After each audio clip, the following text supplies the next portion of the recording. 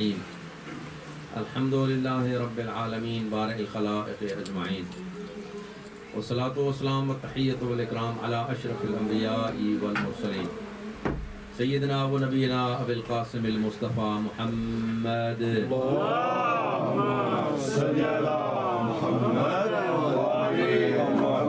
وعلى آلہ الطیبین الطاہرین المعصومین الہداة المہدیین الذین اذهب اللہ عنہم الرجس وطہرہم تطہیرا اللہم صلی علی محمد سیما علی الحسین المظلوم المقتول المجروح العطشان المذبوح من القفا فی ارض کربلا فی یوم عاشوراء بلا جرم ولا خطا الذي غسله دمه وكفنه رمال كربلاء محتوك العصمة والرضا مقطع الأعضاء حوله أصحابه كالإضاح على الرمال التي قالت زينب على جسد أخيها مخاطبا لجدها يا جدہ هذا حسينك بالعراء وصلى عليك مليك السماء. میں نے عربی جملے پڑھ دیے، معافی چاہوں گا. یہ رات جو ہے یہ آخری رات ہے حسین اور اس کے ساتھیوں کی. آج کی رات پڑھنے کی اور سنانے کی ضرورت نہیں ہے، اور اگر کسی کو رونا آتا ہے تو یہ ذاکر کا کمال نہیں ہے. یہ قیامت کی رات ہے علی اور اولاد علی کے لیے، فاطمہ کی اولاد کے لیے. یہ وہ رات ہے، یاد رکھیے، اپنے دلوں کو ذرا متوجہ کیجئے کربلا کی طرف. کربلا کیا ہے؟ آج کربلا جنت ہے، اس وقت جنگل تھی. اور یاد رکھیے کہ رسول زادیاں جنگلوں میں رہنے کی عادی نہیں تھی. اور حسین کے لیے اپنی بہن زینب آئی ہیں اور اپنے بھیا کو پہچان بھی نہ سکی. ایسے حالات پیدا کر دیے گئے کہ حسین ٹکڑوں میں تقسیم تھا. وہ جو مہر نبوت کا سوار تھا،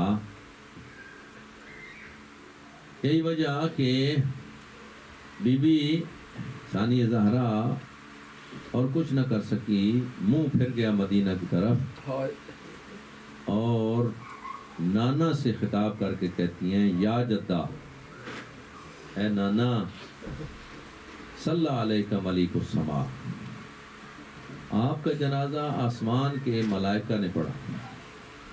ھذا حسینک.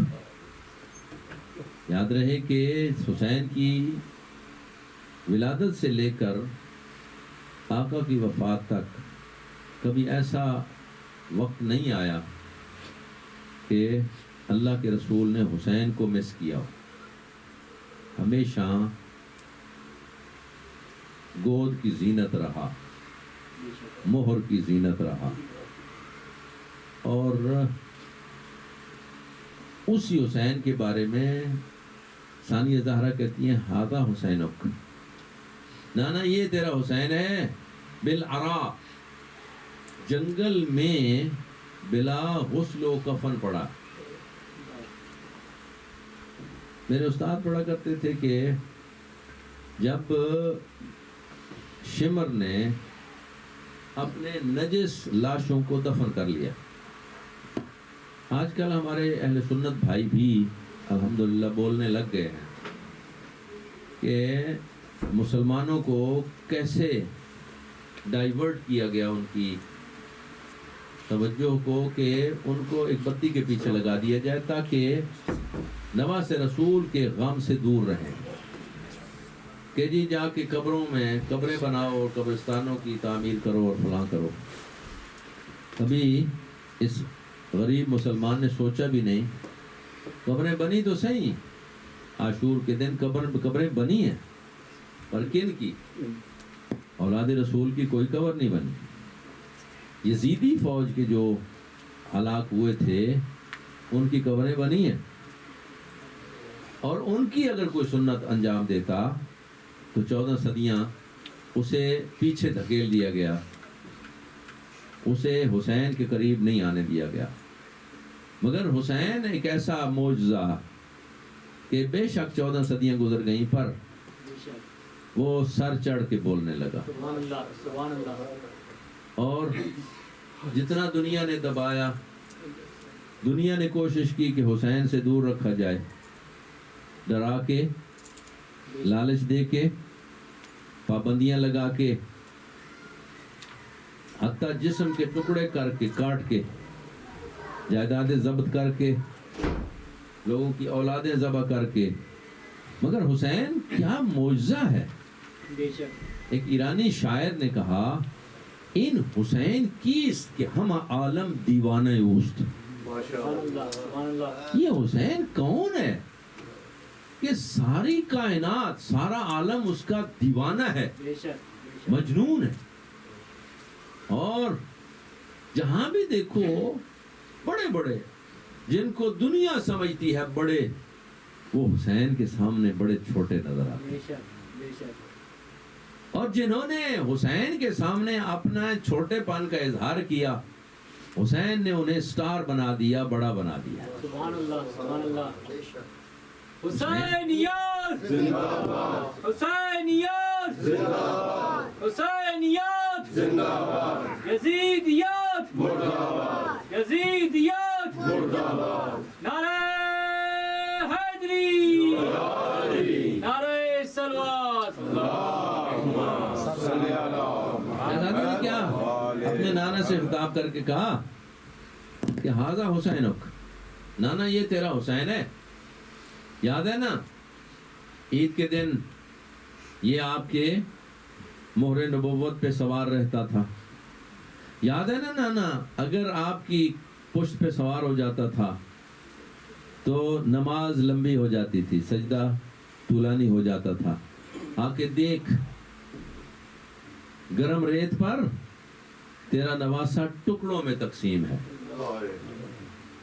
اور عجیب بات ہے کہ بی بی کہتی ہے کہ حد تو یہ ہے کہ اب میں سارا ہی مسائل بھی پڑھ لوں تو معافی چاہوں گا اور بات کوئی نہ کروں. اور آج آپ کی شبیہ کون سی نکلنے والی ہے؟ حضرت علی اصغر علیہ الصلوۃ والسلام کی شبیہ انشاءاللہ برآمد ہوگی آخر میں. مگر حسین کے آج چکے رات ہی قیامت کی ہے، مصیبت کی ہی رات ہے. لہذا جتنا ٹائم ہو جائے معافی چاہوں گا کہ ادھر ادھر نہ جائیں. آج فضائل بالکل نہیں پڑھتے، صرف اور صرف چونکہ مصیبت، اس سے بڑی مصیبت والی رات ہے ہی نہیں. اور پتہ ہے اس رات کو کیا کہتے ہیں؟ اس کل جو آنے والی ہے اسے کہتے ہیں شام غریبان، اور اس سے اگلی والی اس کا نام جو 12 کی رات آئے گی، یعنی 11 اور 12 کی، اسے کہتے ہیں شام اسیران. اور اس رات کو یہ ہے شام عاشورہ والی، اسے کہتے ہیں شام یتیمان. ایسا سے یہ اصطلاحات بھی آپ جانتے جائیے کہ حسین ابن علی نے، ابھی ہمارے عزیز جو ہیں وہ سراج بھائی وہ بتا رہے تھے نا کہ ویسے جنگ جو ختم ہونے والی تھی 9 کو، پلان یہ تھا. حسین ابن علی نے مہلت، ہم ذاکرین سے سنتے آئے کہ مہلت مانگی تھی. میں لفظ بدل دوں کہ حسین نے مہلت دی تھی کہ اگر یہ مہلت نہ دی ہوتی تو قیامت کے دن وہ کہتے کہ جی ہمیں تو بالکل پتہ ہی نہیں چلا، سڈنلی جنگ ہو گئی اور ہم اس کا شکار ہو گئے، ہمیں موقع ہی نہیں ملا توبہ کرنے کا اور پہچاننے کا۔ اگر یہ رات نہ دیتے مہلت تو حر جو ہے وہ لعنت اللہ علیہ سے علیہ السلام نہ بنتا، اور اگر یہ رات نہ ہوتی تو حبیب اس قافلے کا حصہ نہ بنتا، اور اگر یہ رات نہ ہوتی تو بہت سارے، ابھی وہ کہہ رہے تھے نا کہ جی کوئی گیا نہیں، گئے ہیں۔ حسین نے کسی کو مجبور نہیں کیا، عجیب بات ہے، یہ 72 میں سے کوئی نہیں گیا، ورنہ اچھا عجیب ہے، میں آپ کو ایک روایت سناؤں تو آپ تعجب نہ کیجئے گا کہ ایک شخص کا نام ہے عبید اللہ ابن حر جوفی، اور وہ بدبخت ایسا ہے کہ ہمیشہ نام لیوا رہا ہے ادھر ہی، اور اس کے کزن کو بھیجا حضرت ابا عبداللہ حسین نے کہ مولا تجھے بلا رہے ہیں، اس نے صاف انکار کر دیا۔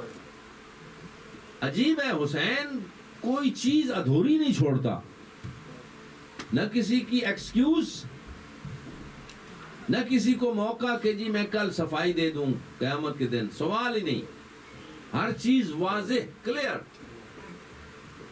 پھر وہ اس کا کزن آیا اور اس نے آ کر اس عبید اللہ کی بیوی سے کہا، اور بیوی اسے ملامت کر رہی ہے، شرم نہیں آتی تجھے، فرزند رسول تجھے بلاتا ہے۔ اس کے الفاظ تھے، سادات و غیر سادات معافی چاہوں گا، جو پہلی دفعہ اس نے کہے کہ میں جانتا ہوں کہ حسین حق پہ ہیں، میں جانتا ہوں کہ دوسری فوج باطل پہ ہے، میں یہ بھی جانتا ہوں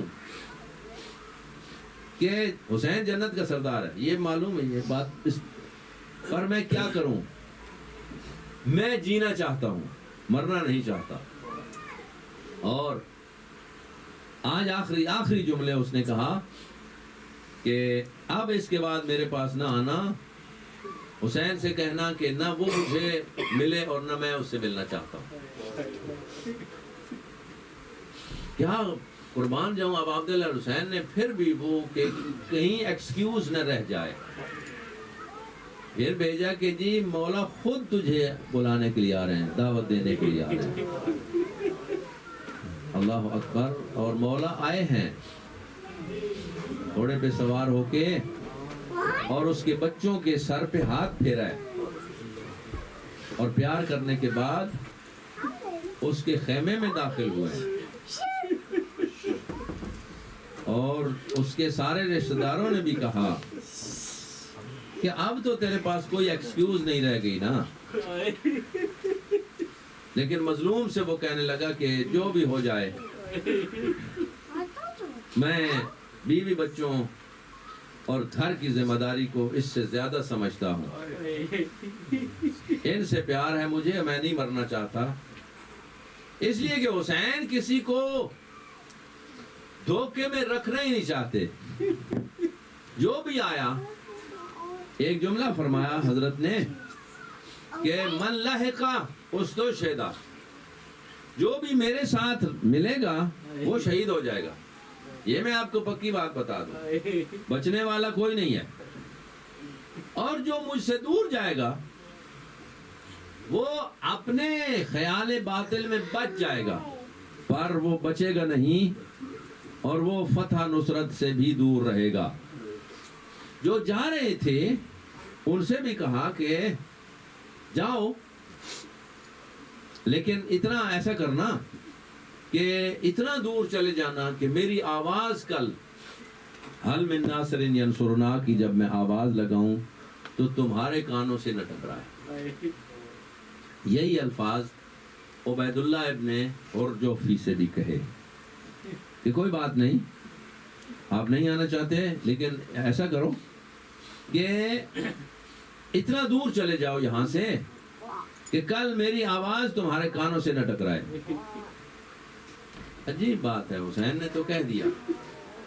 کیا حسین کی آواز کسی بیریئر سے رک سکتی؟ اور حسین کی آواز کسی لاؤڈ سپیکر کی محتاج نہیں. کل امام زمانہ جب آئیں گے مکہ سے، جب اپنے چاہنے والوں سے خطاب کریں گے تو کون سا ساؤنڈ سسٹم استعمال کریں گے؟ ہر مومن کے کان میں آواز پہنچے گی کہ نہیں؟ حسین کی آواز وہاں نہیں. کہنا یہ چاہتے ہیں کہ کوئی نہیں بچ سکتا میری آواز سننے کے بغیر. قیامت تک کے لیے آنے والا میری آواز سنے گا. اور وہ ایسے جگر چیرنے والے جملے ہیں. حل من ناصر ینصرنا، کوئی ہے جو ہماری مدد کرے. یہ نہیں کہا میری مدد کرے. عربی میں اگر ایسا ہوتا کہ میری مدد کرو تو کہا ہوتا حل من ناصر ینصرنی، کہ کوئی ہے جو میری مدد کرے. فرمایا حل من ناصر ینصرنا، ہم آل محمد کی کوئی ہے جو مدد کرے. حل من مغیث یغیثنا، ہے کوئی جو ہم آل محمد کی فریاد سنے. حل من معین یعیننا، ہے کوئی مدد کرنے والا جو ہم آل محمد کی. اور حد ہو گئی. ارشاد فرماتے ہیں حل من ذاب یذب عن حرم رسول اللہ، ہے کوئی جو رسول کی بیٹیوں کے پردوں کی حفاظت کرے. غربت جو ہے وہ یہاں تک پہنچی. اور وہ آپ کو یاد رہنا چاہیے کہ کچھ کو بھیج رہے ہیں نا تو کچھ کو بلا بھی رہے. ان میں سے یہ عبید اللہ ہے ایک، اور ایک خود نہیں گئے ہیں، اپنے بچپن کے ساتھی حبیب کو خط لکھا تھا. اور عرب جو ہیں ان کا عام طور پہ ہوتا یہ کہ آخر میں اپنا اور اپنے بابا کا نام لکھتے ہیں. بہار الانوار میں یہ خط موجود ہے غر کا. تھوڑی کمنٹمنٹ کے ساتھ یہ آپ کے میڈیا جو ہے اس نے بھی ظلم قہر مچایا ہوا ہے، وہ بھی کر دیتے ہیں. پر کہ حبیب یہ بے بسی کی انتہا ہے اور غربت کی انتہا ہے کہ ایک عرب جو ہے وہ اپنا تعارف کرائے کسی اور سے. جو حسین پر جان چھڑکنے والا ہے، حسین کو جاننے والا ہے، اسے تعارف کرا رہے ہیں. ایو الحبیب انت تعلم قرابتنا من رسول اللہ، اے حبیب تو یہ تو جانتا ہے کہ میں رسول کا کون لگتا ہوں. یہ تو تمہیں پتہ ہے نا. حالانکہ حبیب جانتا ہے کہ یہ رسول کا نواسہ ہے. اور انت تعلم قرابتنا من رسول اللہ، تو یہ جانتا ہے کہ میں رسول کا کون ہوتا ہوں. باٹم لائن یہ ہے کہ ہم دشمنوں کے نرغے میں گھر گئے اور کربلا میں، اور اتنا دیر ہو گئی ہے کہ اب ہم آپ تک نہیں پہنچ سکتے، اور ہو سکتا ہے آپ بھی ہم تک نہ پہنچے. پر اگر ہو سکے تو جلدی کرو، یہاں پہنچو. اس لیے کہ میں صرف نہیں میری بہنیں بھی آپ کو یاد کر رہی ہیں. اور آخر میں کہا والسلام من حسین ابن فاطمہ. عربوں کا دستور ہے کہ اپنی ماں کا نام نہیں لکھتے، پر حسین ابن اتنا مجبور ہو گیا کہ حبیب کو خط لکھا. اور وہ جب آیا تو حبیب سیر ہو کے رویا. وہاں راستے میں نہیں، جب پہنچا خیام حسینی میں تو ایک کنیز نے آ کے کہا کہ اہلاً و سہلاً بک یا حبیب، مرحباً بک یا حبیب. حبیب خوش آمدید. اس بات کے لیے تڑپ گیا. کہا کہ ہم آئے ہیں، ویسے عادت نہیں ہے ہم باہر کرنا، ہم بھی ان کی کنیزیں ہیں، ہم باہر نہیں نکلتے، پر ہمیں بھیجا گیا ہے. زہرا کی بڑی بیٹی ہے نا، انہوں نے ہمیں بھیجا ہے اور کہا ہے کہ ان سے جا کے کہیے حبیب بھیا سلام. اس وقت حبیب کے آنسو نہیں رکنے والے تھے اور رویا. اور مدینہ کی طرف رخ کر کے کہا یا رسول اللہ، اے اللہ کے رسول، یہ حالات ہو گئے سادات کی غربت کے کہ میں کہاں اور آپ کی بیٹیاں کہاں، آپ کی بیٹیاں ایک غلام کو بھائی کہیں، اس کا مطلب ہے کہیں بہت معاملہ سیریس ہو چکا۔ اور یہ رات جو ہے اس کو آقا نے 3 حصوں میں تقسیم کیا، ایک حصہ اہل بیت کے ساتھ، ایک حصہ اصحاب کے ساتھ، ایک حصہ عبادت خدا میں۔ عجیب ہے نا کہ ہمیں تھوڑی سی چبھن ہو جائے، چھوٹا سا زخم لگ جائے، تھوڑا سا ہیڈک ہو جائے، تھوڑا بخار ہو جائے تو عبادت کیا نماز بھی واجب رہ جاتی، توجہ نہیں رہتی۔ لیکن کیا کہوں رسول کے بچوں، تم نے چونکہ تمہارا معاملہ صرف اس کی ذات کی پہچان ہے، اس لیے اپنا کچھ بھی نہیں، کچھ بھی ہو جائے اس کی پہچان نہ مٹے۔ اور یہی وجہ ہے کہ اس نے بھی وعدہ کیا ہے کہ تم نے اپنا سب کچھ مٹا کے میری پہچان کا ذریعہ بن گئے، اب میری ذمہ داری ہے کہ انا حی اللہ اموت، میں ہمیشہ زندہ رہنے والا ہوں، جب تک میں زندہ رہوں گا تمہیں زندہ رکھوں گا۔ تمہارا ذکر دنیا مٹانے کی کوشش کر لے، ہو نہیں سکتا، اس لیے کہ میں نے یہ وعدہ کیا ہے کہ جب تک میں ہوں تمہارا ذکر باقی رہے گا۔ اور یہی وجہ ہے کہ علی کی بڑی بیٹی زینب علیہ مقام نے جو شام میں خطبہ دیا تھا یزید کے دربار میں، اور جس کو ایک نابینا صحابی نے ایک دوسرے سے کہا تھا کہ کیا علی قبر سے اٹھ کے باہر آ گئے، تو کہا کیا تھا کہ یا یزید قد قیدک وسع سعیک واللہ لا تمیت وحینا ولا تمحو ذکرنا۔ خدا کی قسم علی کی بیٹی اعلان کر رہی ہے تیرے دربار میں، جو مرضی ہے کوشش کر لے، نہ تو وحی کو ختم کر سکے گا نہ ہمارے ذکر کو مٹا سکے گا۔ کیوں کہا؟ اس لیے کہ سادات و غیر سادات، اسی محفل میں یزید نے ایک گستاخی کی تھی۔ اب آج کے ملا سے میں کہوں گا کہ جب یزید خود کلیم نہیں کرتا کہ وہ مسلمان ہے، تعجب یہ ہے کہ آج کا مسلمان اس بات میں اڑا ہوا ہے کہ نہیں، وہ یزید کو مسلمان ثابت کر کے ہی چھوڑے گا۔ صلوات پڑھیے محمد والے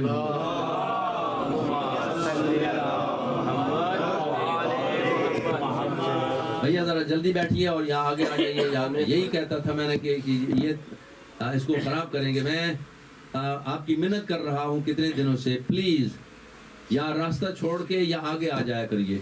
صلوات سنائیے محمد والے محمد۔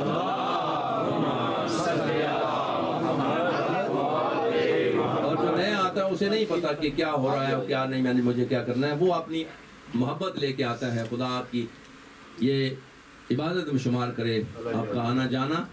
پر کیا کروں، یہ بھی آداب ہیں کہ جب ذکر شروع ہو جائے تو اس کے بعد ڈسٹرب نہیں ہونا چاہیے۔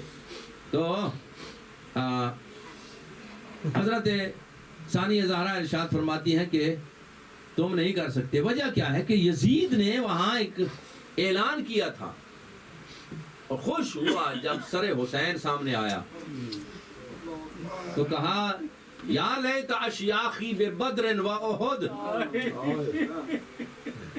اے میرے وہ بزرگ جو بدر اور احد میں مارے گئے تھے علی کے ہاتھوں، اے کاش آج وہ ہوتے تو دیکھتے میں نے علی کی اولاد سے بدلہ لے لیا۔ حالانکہ یاد رہے کہ جنگیں تو حضور کے زمانے میں صرف احد و بدر نہیں ہوئی، خیبر و خندق بھی ہوئی ہیں اور بھی جنگیں ہوئی ہیں، لیکن یہ یزید نے احد اور بدر کو ہی کیوں ذکر کیا ہے؟ تو ابھی آپ کے ذہن شریف میں آیا سوال کہ احد اور بدر ہی کیوں ذکر کیے، خیبر اور خندق کیوں نہیں کہا، یا کسی اور جنگ کا کیوں نہیں ذکر کیا؟ اس کی وجہ میں آپ کو ہدیہ کروں وہ یہ کہ باقی جنگوں میں سارے یزید کے آبا و اجداد نہیں تھے. جنگ خندق کا نام ہے جنگ احزاب، اس میں اور لوگ بھی موجود تھے، مشرکین مکہ اور کفار. اور خیبر میں یہودی تھے، یزید کا کوئی رشتہ دار وہاں نہیں تھا. لیکن بدر اور احد میں سارے کے سارے یزید کے انسسٹر تھے. اس لیے اس نے کہا کہ اے کاش وہ احد اور بدر والے ہوتے تو مجھے دیکھتے کہ میں نے علی کی اولاد سے کیسے بدلہ لے لیا. اور اس سے پہلے چند لمحے جب حسین کے سر کو دیکھا تو اپنی فتح و نصرت کی نشے میں کہنے لگا کہ لعبت بنو ہاشم بالملک ما جاء خبر ولا وحی نزل. اچھا عجیب بات یہ کہ اتنا جاہل تھا کہ یہ ابن زبعری ایک شاعر گزرا ہے، اس کے اشعار ہیں، یہ یزید کا ہے ہی نہیں، لیکن وہ اس کے منو عن اشعار پڑھ گیا اور پتہ ہی نہ چلا اسے اس نشے میں دھت میں کہ میں کیا کہہ رہا ہوں. اور وہ بھی کافر، اور یہ اس اپنے کفر کا اعلان کر رہا ہے. کافر کی تعریف سادات کیا ہوتی ہے؟ جو خدا کا انکار کرے، خدا کے نازل کردہ کا انکار کرے، فرشتوں کا انکار کرے، اللہ کی کتابوں کا انکار کرے، وحی کا انکار کرے. یہی ہے نا کافر، اور کوئی اس کے سینگ نہیں ہوتے.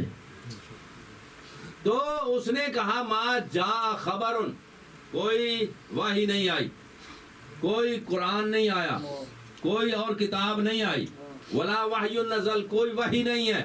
یعنی کہنا یہ چاہتا ہے کوئی جبریل نہیں ہے، کوئی فرشتہ نہیں ہے.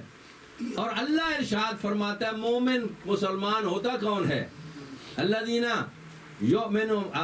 یؤمنون بملائکتہ وکتبہ ورسلہ، کہ جو ایمان رکھتے ہیں ملائکہ پر بھی، اس کی کتابوں پر بھی، اور اس کے رسولوں پر بھی، اور وہ ہر شے کا انکار کر رہا ہے. مگر آج کا جاہل ملا اس بات پہ ضد پہ اڑا ہوا ہے کہ نہ وہ صرف مسلمان ہے، وہ مسلمانوں کا چھٹا خلیفہ بھی ہے،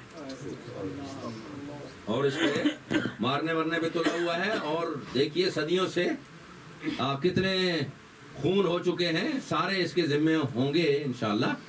اور وہ اس بات پر کہ جی یہ اب بھی اس 21ویں صدی میں بھی ظلم کی انتہا دیکھیے کہ شرم نہیں آتی یہ الفاظ کہتے ہوئے کہ یزید رحمت اللہ علیہ، دشمنان اہل بیت پہ لعنت پیش آ، جسے اللہ نے اور رسول نے اور باقی آنے والے ائمہ نے لعنت اللہ علیہ کہا ہے. آج کا بدبودار ملا اٹھ کے کھڑا ہو جائے گا اور اسے کہے گا رضی اللہ یا رحمت اللہ. اس کے کہنے سے کیا بنتا ہے؟ کہے گا تو وہ جو فائنل ہے، جس نے کہا کہ ما لم يحکم من لم يحکم بما انزل اللہ فاولئک هم الکافرون، جو اللہ کے نازل کردہ کا منکر ہو وہ کافر ہے. ومن لم يحکم بما انزل اللہ فاولئک هم الظالمون، جو اللہ کے نازل کردہ کا منکر ہو وہ ظالم ہے. ومن لم يحکم بما انزل اللہ فاولئک هم الفاسقون، جو اللہ کے نازل کردہ کا منکر ہو وہ فاسق. تو یزید آل ان ون، ظالم بھی ہے، فاسق بھی ہے اور کافر بھی ہے. وہ خود اسلام کا ادعا نہیں کر رہا، وہ اپنے کفار کا دفاع کرتے ہوئے کہتا ہے کہ مجھے فخر ہے اس بات پر، اور آج کا ملا کہے گا کہ نہیں وہ رضی اللہ عنہ ہے. صلوات بھیجیے محمد و آل محمد.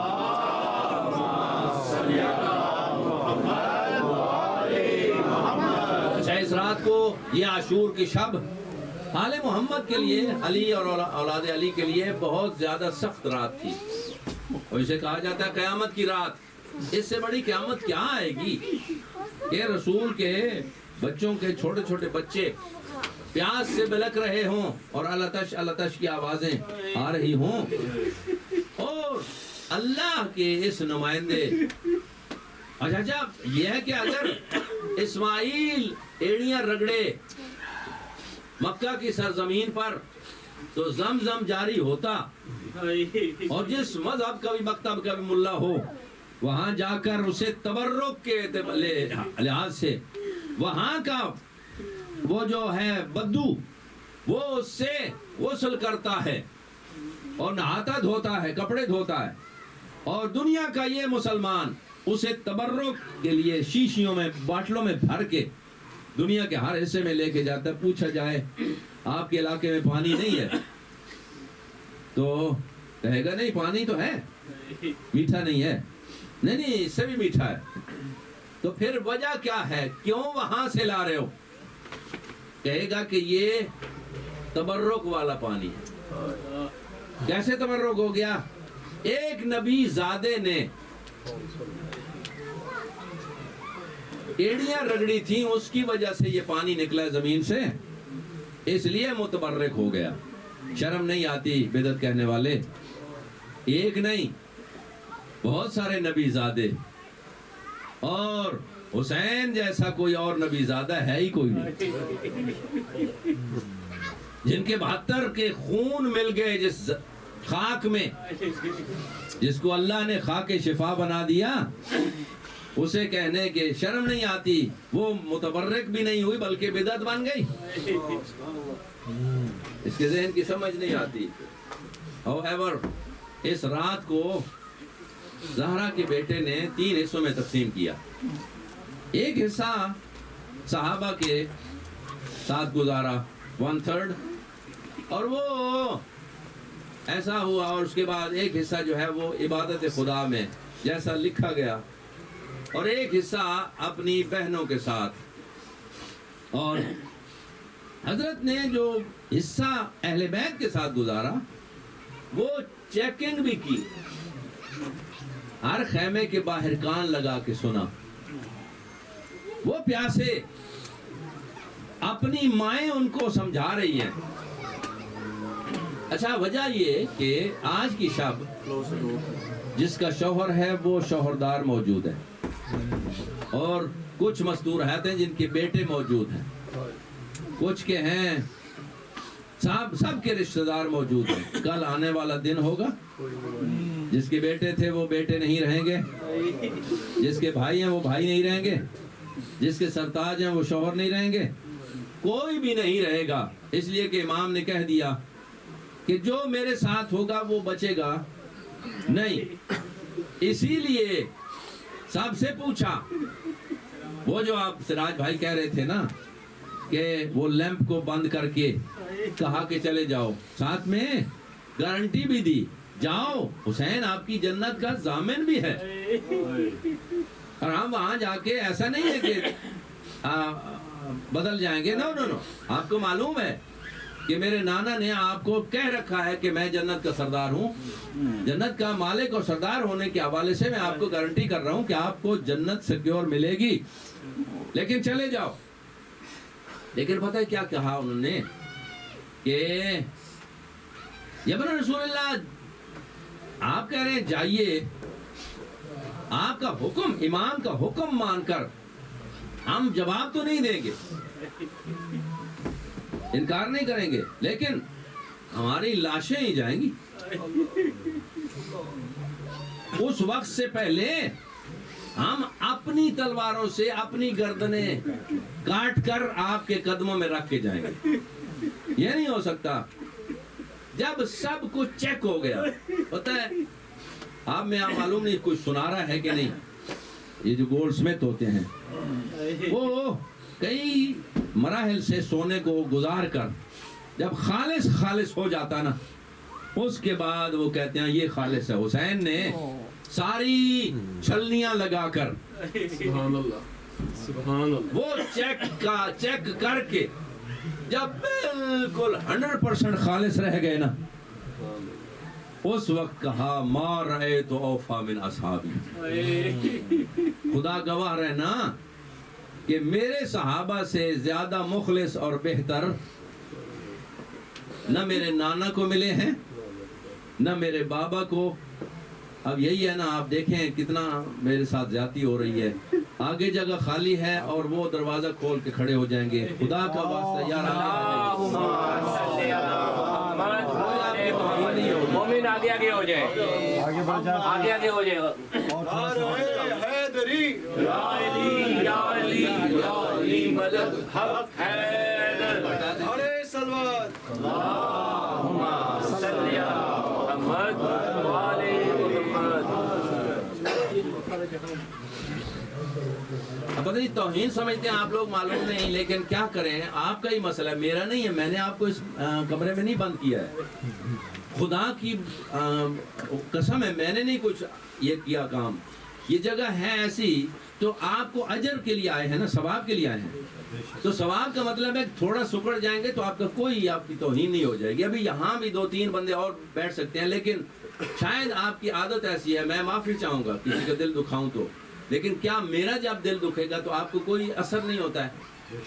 کہ حسین کا جب دل دکھے گا تو آپ کو کوئی فرق نہیں پڑتا ہے؟ آگے میں کہہ رہا ہوں جگہ ہے، آگے ہو کے بیٹھیے. لیکن یہ ہے کہ جی 1 منٹ کے بعد دروازہ بھی کھلے گا اور یہ ہوگا وہ ہوگا، کوئی فرق نہیں ہے. چلیں کوئی بات نہیں، آپ اپنی ضد پہ اڑے رہیے. انشاءاللہ اب آپ دل حسین کے ساتھ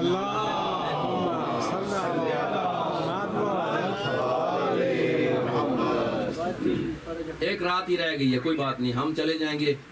یاد رکھیں گے کہ جی سننے کے لیے بھی تیار نہیں کوئی تھا. عزیزان، امام مظلوم کربلا نے کان لگا کے جب سنے تو بیٹے والی اپنے بیٹے کو کہہ رہی ہے، بیٹا کل میدان کارزار سجنے والا، تو ایسا نہ ہو کہ فلاں تجھ سے پہلے کو روان ہو جائے. قاسم کی اماں کہتی ہے، قاسم مجھے شرمندہ نہ ہونا پڑے، اس لیے کہ تیرا بابا موجود نہیں اور اکبر سے پہلے تمہیں قربان ہونا ہے. ہر کسی نے اون محمد کے جن کو صدقہ شمار کیا، ثانی زہرا نے یہ الفاظ کہتے ہوئے سنا سید الشہداء نے کہ کل آپ کے ماموں پر کڑا وقت ہے. ایسا نہ ہو کہ آپ، اور یہ مجھے معلوم ہے تم حیدر کرار کے نواسے ہو اور جعفر طیار کے پوتے ہو، تم پانی پہ قبضہ بھی کر لو گے، مگر تمہاری ماں کی حسرت یہ کہ اگر پانی پہ قبضہ ہو جائے تو پانی پینا مت. اور یہ بھی بات یہ ہے کہ تمہاری ماں کی یہ وصیت ہے کہ جاؤ گے بہت جرأت سے لڑو گے، لیکن یہ میرے بچوں یہ یاد رکھنا کہ زندہ واپس مت آنا. یہ ایسی بہن اور بھائی تاریخ میں نہیں ملتے ہیں. بہن بھائی ایک دوسرے کے دشمن بہت سارے ملیں گے، لیکن اتنی محبت والی بہن اور بھائی ہسٹری میں آپ کو نہیں مل سکتے، سوال ہی نہیں اٹھتا. اور عزیزو، پھر جب وقت آیا صحابہ کرام کے بعد ان کے ساتھ وقت گزارنے کا، تو وہ پہلے آپ سن چکے کہ انہوں نے کہا تھا ہم اپنی گردنیں اپنے ہاتھوں سے کاٹ کے آپ کی قدموں میں نشاور کرنے کے لیے تیار ہیں. امام مظلوم ارشاد فرماتے ہیں اب چیک ہو گئے ہو. اب وہ قرآن آپ نے پڑھ رکھا نا کہ تلک الجنت التی نورث من عبادنا من کان تقیا، کہ وہ جنت ہے. اب جانتے ہیں کہ ہر زبان میں اس میں اشارہ ہوتا ہے، نزدیک والے کو یہ کہتے ہیں اور دور والے کو وہ کہتے ہیں. قرآن نے کہا وہ جنت یعنی ہے بڑی دور. حسین وہ ہے جو وہ کو یہ کر لے. حسین نے کہا یا بن الکرام، اے شریف زادو، اب چیک ہو گئے ہو تو بتا دوں آپ کو، ہذہ الجنہ، وہ نہیں، جنت میں حسین کے قدموں میں ہے. التی فتحت ابوابہا، وہ جنت جو یہاں ہے اس کے دروازے تمہارے لیے کھول دیے گئے. یہی وجہ ہے کہ وہ جان چکے تھے. اور عجیب بات یہ ہے کہ جو بھی شہید ہوتا وہ جانے والا اس کے جو بعد میں بچ جاتا تھا وہ اس سے پوچھتا تھا کوئی وصیت، تمہارے بیوی بچوں کے لیے کوئی وصیت. ایک جملہ میں سناتا ہوں. جناب مسلم ابن اوسجا، تو اسے کہا گیا کہ مسلم تم جا رہے ہو اور یہ 84 یا 86 سال کا بندہ ہے. تو کہا گیا کہ مسلم اگر کوئی وصیت ہو تو ہم آپ کی بیوی بچوں تک پہنچا دیں. تو مسلم نے کہا بیوی بچوں کے لیے تو کوئی وصیت نہیں ہے، اگر مجھے یقین ہوتا کہ تم میرے بعد بہت زیادہ دیر زندہ رہو گے، مجھے پتا ہے تم بھی آنے والے ہو، اگر مجھے یقین ہوتا کہ تم زیادہ دیر تک رہو گے تو علیکم بہذا الغریب. میری وصیت یہی ہے کہ حسین کا ساتھ نہ چھوڑنا، یہ اس غریب کا دھیان رکھنا. اور وہ وقت آ گیا کہ اب تھوڑا مزاج بنائیے. وہ وقت آ گیا کہ حسین ابن علی نے رونا شروع کر دیا. اور جب پوچھا انہوں نے کہ مولا تو یہ وہ اصحاب ہیں جن پر آپ کے آنے والے ائمہ نے کہا ہے کہ میرے ماں باپ آپ پر قربان ہوں، حسین کے صحابیوں، وجہ یہ تھی کہ حسین نے حسین پر یا حسین کے باقی شہیدوں پر، اہل بیت پر جب شہادت کے بعد ماتم کیا گیا اور روئے ہیں پردے دار بھی، لیکن یہ کتنے عظیم صحابی ہیں حسین کے، ان زندوں پر حسین نے گریہ کیا. اور میں سناؤں آپ کو کیسے کہ جب رات کا آخری پہر ہوا نا، تو ایک صحابی کا نام ہے ہلال بن نافع. وہ کہتا ہے میں شام سے ہی ہمیشہ میری نگاہ ابا عبداللہ پہ تھی، اور جب ایک وقت ایسا آیا کہ حضرت خیموں سے ذرا دور ہونے لگے، اندھیرا تھا، میں اس لیے پیچھے ہو لیا کہ سرکار کے ساتھ کوئی سجدی واقع نہ ہو جائے، اس لیے کہ دشمن زمانہ ہے اور دشمن نقصان نہ پہنچا دیں. تو میں پیچھے چلنا شروع ہو گیا. تھوڑی دیر جب گئے گودال میں تو میرے قدموں کی آہٹ سن کر پیچھے مڑے بغیر کہتے ہیں ہلال تو بھی میرے پیچھے آ رہا. میں کہا مولا میں اس لیے آ رہا ہوں کہ زمانہ دشمن ہے اور آپ کو کوئی تکلیف نہ ہو جائے اور کوئی مقصد نہیں ہے. فرمانے لگے آئیے پھر آؤ میرے ساتھ آ جاؤ. ہلال کہتے ہیں کہ میں جب ساتھ گیا تو مجھے لے کے گئے اور ایک مقام پہ مجھے کہا ہلال یہاں بیٹھ جاؤ. جب بیٹھے ہم تو وہاں حضرت روئے دھاڑے مار کے، رو کے کہتے ہیں ہلال یہ تیری شہادت کی جگہ. پھر اٹھے وہاں سے تھوڑی دور جا کے مسلم ابن اوسجا کی وہاں گریہ کیا، پھر اٹھے حبیب ابن مظاہر کی قتل گاہ پر گریہ کیا، پھر گئے اور کسی جگہ پہ وہاں گریہ کیا. میں نے کہا مولا کیا کر رہے ہیں؟ حضرت ارشاد فرماتے ہلال کیا کروں، کل تمہارا امام بہت مشہور ہوگا، کل تمہارا امام بہت مصروف ہوگا، میں تم پر اکیلے ایک ایک پہ گریہ نہیں کر سکوں گا، میں چاہتا ہوں کہ آج کی رات میں تم پر رو لوں.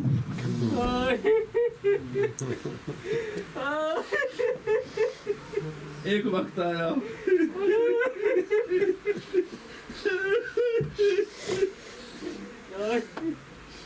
زہرا کے لال نے کہا ہلال اب یہاں رک جاؤ،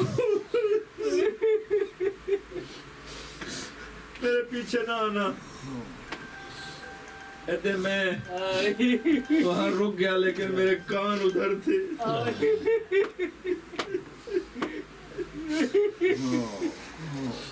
تھوڑی دیر کے بعد سید الشہداء بلند آواز سے جیسے بچہ اپنی ماں کے ساتھ لپٹ کر روتا کہنے لگے اماں میں آ گیا،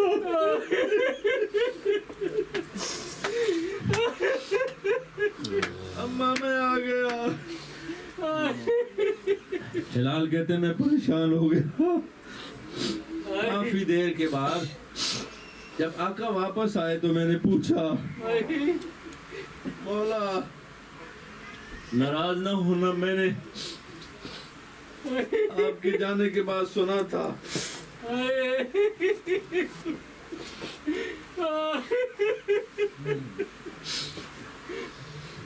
اماں میں آ گیا.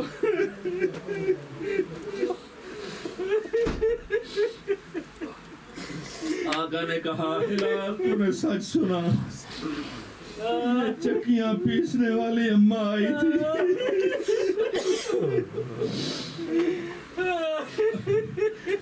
جہاں مجھے کل گرنا ہے گھوڑے سے، دوڑتے ہوئے گھوڑے سے، وہاں سے کنکریاں صاف کر رہی تھی کہ جب میرا حسین منہ کے بل گرے میرے لال کو چھوڑنا.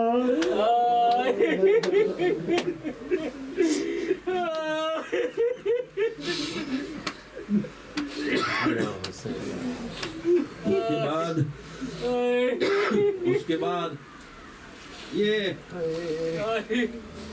اصحاب کو رو لیا. اس کے بعد مولوی صاحب ایک دفعہ پھر ذرا بیان کریں گے کہ بی بی کس طرح آئی ہیں اور انہوں نے کس طرح صاف کی ہے جگہ؟ ایک دفعہ پھر بیان کریں گے. مومن نے سوال کیا ایک مرتبہ بتائیے کہ فاطمہ الزہرا رسول زادی کیسے آئی؟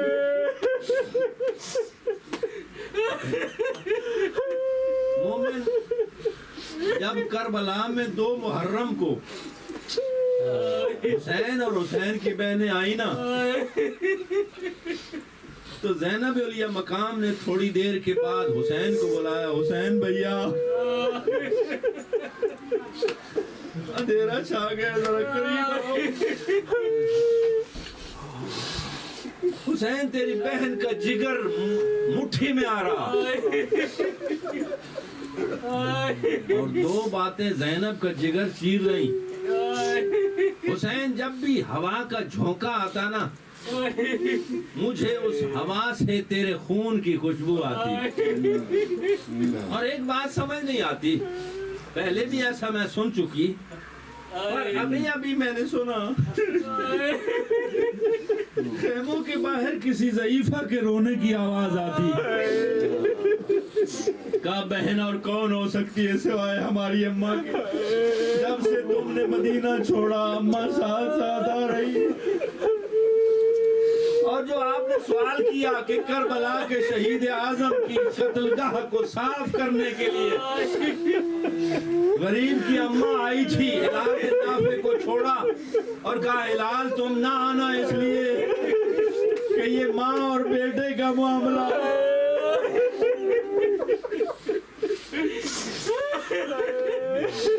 یا حسین. ہلال کہتے ہیں میں نے سنا 3 دفعہ بلند آواز سے حسین نے کہا اماں میں آ گیا، اماں میں آ گیا، اماں میں آ گیا. اس کے بعد کہتے ہیں خاموشی ہو گئی. کافی دیر کے بعد جب حسین آئے میں نے پوچھا جسارت نہ ہو مولا میں نے سنا تھا، تو رو کے فرمانے لگے میری اماں آئی تھی اس جگہ کو جہاں کل زیارت ناہیہ پڑھ کے دیکھیں امام زمانہ کے سلام ہے. السلام علی جد الغریب الذی سکتا من فرسہ مکتوبا علی وجہہ. میرا سلام ہو اس غریب جد پر جو دوڑتے ہوئے گھوڑے سے کربلا کی گرم زمین پر منہ کے بل گرا. اور اللہ آیت اللہ گلپیگانی لکھتے ہیں اپنی کتاب منہاج الدموع میں کہ 40 قدم پہ سوار راہوار کو پتہ چلا دین خالی ہے.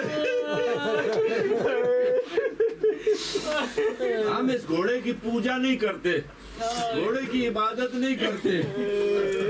یہ گھوڑا اس گھوڑے جیسا بھی نہیں ہے, اس گھوڑے کی شبیہ ہے, لیکن اس گھوڑے نے اتنی وفا کی ہے حسین ابن علی کے ساتھ کہ 40 قدم سے دوڑ کے واپس آ گیا, آ کے زبان بے زبانی میں امام کے کان میں کہتا ہے, مولا اگر میری غلطی سے اترا ہے تو یہ حیوان ہونے کے حوالے سے معافی چاہتا ہوں, اور اگر اپنی مرضی سے اترا ہے تو میں منت کرتا ہوں ایک مرتبہ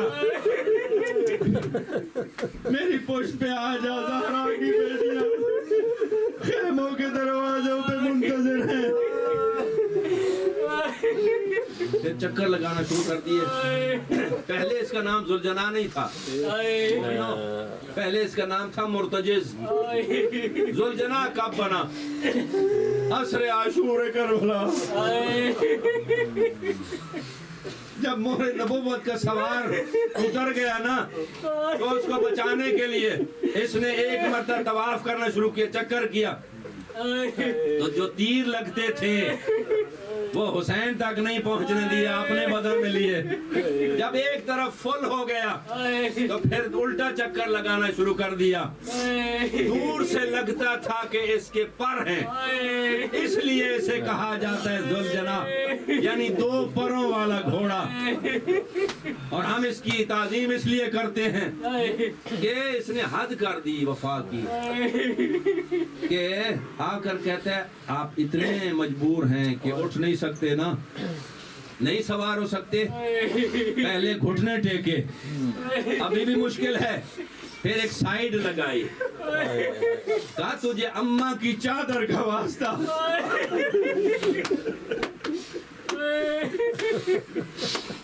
ایک مرتبہ میری پیٹھ پہ آ جا. اس وقت حسین نے اس سے بات کی ہے.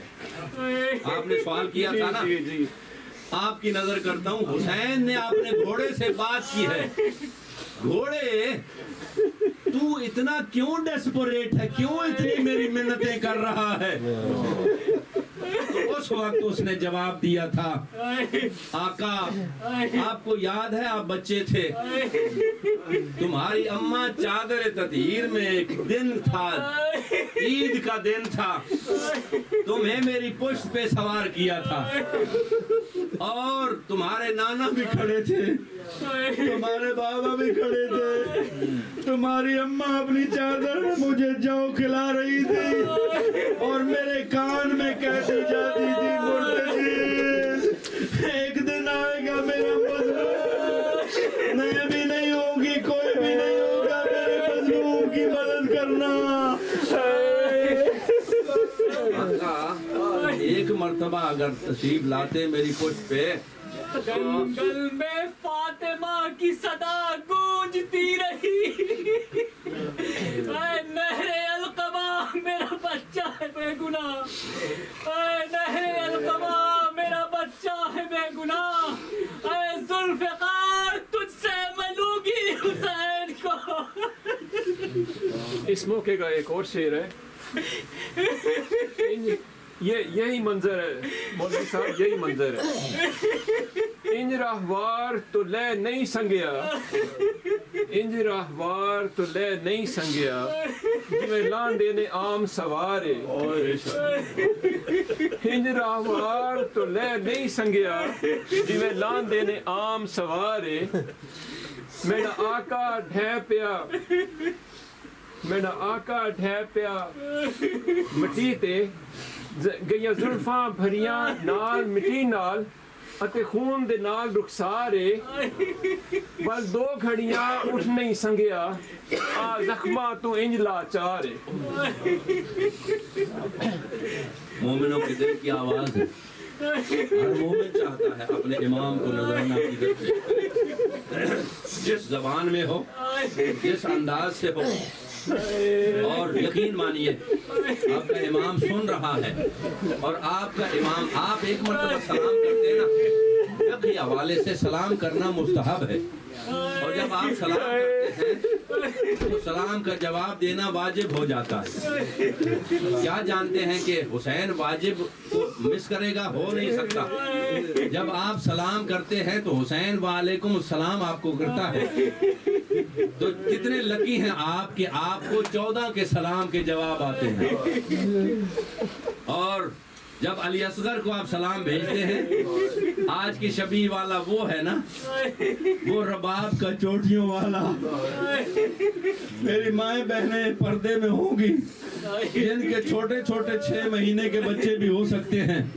عزیزو، یہ وہ بچہ ہے کہ جو 6 مہینے کا قربان ہوا ہے. اور اب تو دنیا اتنی ڈر گئی ہے علی اصغر سے کہ کیا ہو گیا. اور ہم کیا چاہتے تھے؟ علی اصغر اس جنگل کربلا سے یونیورسل ہو گیا. اس سے ڈر کے رہو، اس لیے کہ کربلا کا سب سے بڑا مجاہد، یقین مانیے کسی مجاہد نے دشمن کے آنسو نہیں گروائے. عباس گئے اتنا دلاور، ان کے ساتھ مقابلے میں لڑتے رہے لوگ. اور علی اکبر گئے، شبیہ پیغمبر ہیں تو ہوتے رہے، لیکن لوگوں نے بے احترامی کر کے قتل کیا. اور قاسم گئے، یتیم ہے تو ہوتے رہے. دنیا نے کہا چاند کا ٹکڑا ہے، باوجود اس کے ٹکڑے کر دیے. اور جتنے بھی گئے ان کے ساتھ کوئی رویا نہیں ہے، کسی نے غم نہیں جتایا، سمپتھی نہیں جتائی. یہ وہ تنہا مجاہد ہے جس نے زبان کی تلوار سے لشکر یزید کے پرخچے اڑا دیے اور یزیدی فتح کو شکست میں قیامت تک کے لیے تبدیل کر دیا، اور یزید کو اور یزیدیت کو ہمیشہ کے لیے مٹی میں ملا کے رکھ دیا. اور وہ یہ تھی کہ حسین ابن علی کا یہ نہ بولنے والا مجاہد، وہ جو بول سکتا ہی نہیں ہے. اب ایک ہندو نے لکھا کہ کیسا مسلمان تھا اس دور کا کہ جس نے اس بچے کو تیر مار دیا، جس بچے کو یہ شعور ہی نہیں تھا کہ تیر کھانے کے بعد روتے ہیں یا مسکراتے ہیں. اور مقتل کی کتابوں میں لکھا کہ جب علی اصغر کا گلا ذبح ہو گیا، ذبح علی الاصغر من الاذن الى الاذن، کہ ایک کان سے دوسرے تک ذبح ہو گیا نا، تو اس کے بعد کیا ہوا؟ حسین ابن علی نے دیکھا کافی دیر تک خون نہیں آیا، اس لیے کہ خون جم گیا تھا، خون رہا ہی نہیں، ڈی ہائیڈریٹڈ ہو گیا علی اصغر. اور اس کے بعد جب خون نکلا تو زمین کی آواز آئی، حسین اگر یہ بے گناہ خون کا قطرہ بھی ہم پہ آ گیا تو قیامت تک کے لیے کوئی انگوری نہیں اگے گی. حسین نے اس کو ہاتھ میں لیا. اب کیا کرے حسین مجبور، حسین مظلوم. آسمان تیرے پاس بھیجوں؟ آسمان نے آواز دی، حسین اگر یہ بے گناہ خون ہم تک پہنچ گیا تو قیامت تک کے لیے باران رحمت نہیں برسے گی. تو حسین نے کیا کیا؟ امام مظلوم نے اپنی داڑھی پہ مل لیا وہ خون، اور یہ آواز آئی میرے آقا کے دہن اقدس سے، ہاکذا القا جدی رسول اللہ، یہ میں ایسے ہی اپنے نانا سے قیامت کے دن ملاقات کروں گا اور کہوں گا بِأَيِّ ذَنبٍ قُتِلَتْ، اس گناہ میں میرا یہ مظلوم شہید ہوا. اور عزیزو وہ وقت بھی آ گیا کہ یہ شہید تو ہو گیا، یہ نعتے کے قرآن کا پارا شہید ہو گیا. اب حسین کو سمجھ نہیں آ رہی، حیران ہے کہ کیا کروں، اس کو اماں کے پاس لے جاؤں یا دفن کر لوں، لیکن دفن بھی کیسے کروں، قبر کون کھودے، اسے کون پکڑ کے رکھے. اس لیے وہ جو اعمال کرنے والے ہیں کل تم کہ 7 مرتبہ آگے پیچھے جاؤ گے، یہ حسین کی کیفیت ہے. نہیں سمجھ پا رہے خیمے میں لے جاؤں یا یہاں دفن کر دوں.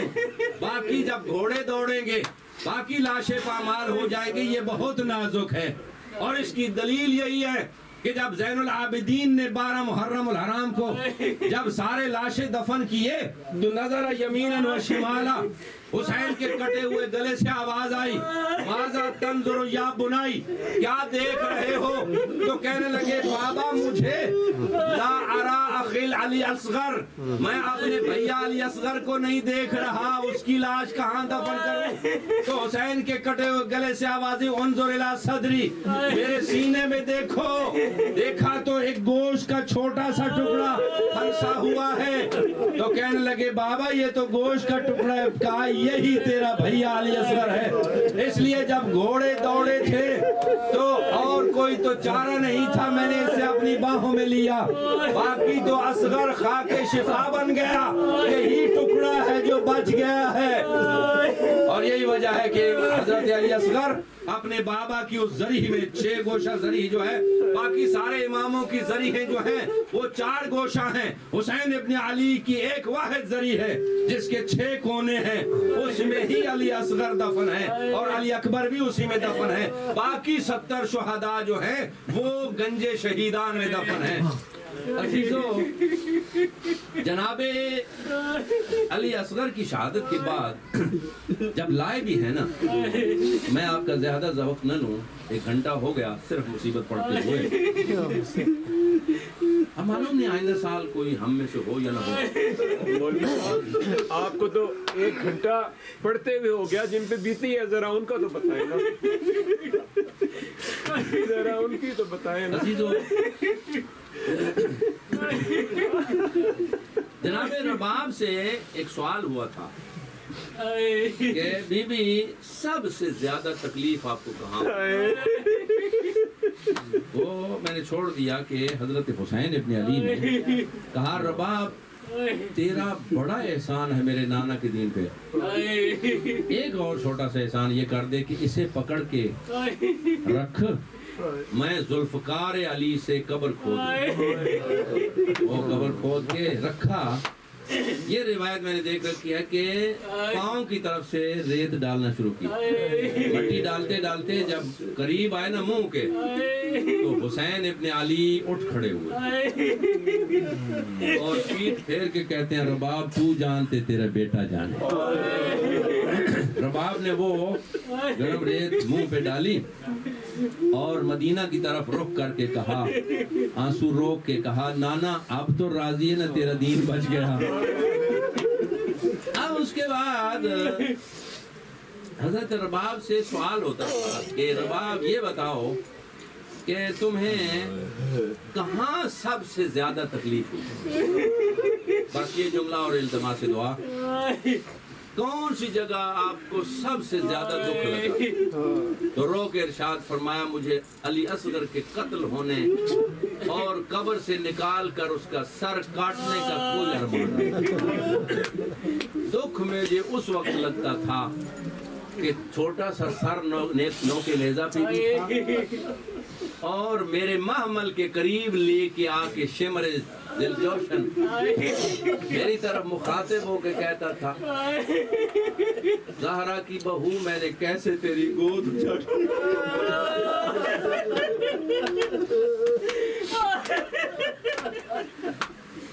کہا کہ وہ مجھے سب سے زیادہ تکلیف دیتا. اور ایک بستی ہے عیسائیوں کی, وہاں سے جب گزرے تو وہ عیسائی عورتوں نے جو نوحہ پڑھا ہے وہ آپ کی نظر کروں.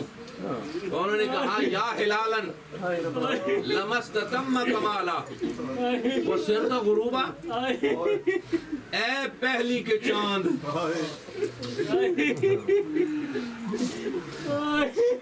تو ابھی افق پہ نمودار بھی نہیں ہوا تھا, نکلا ہی نہیں تھا اور نکلنے سے پہلے ہی غروب ہو گیا. ساتھ میں کہا تھا ہم دعا کرتی ہیں تیری اماں تیرے مرنے سے پہلے مر گئی ہو, خدا کرے اس نے نہ دیکھا ہو.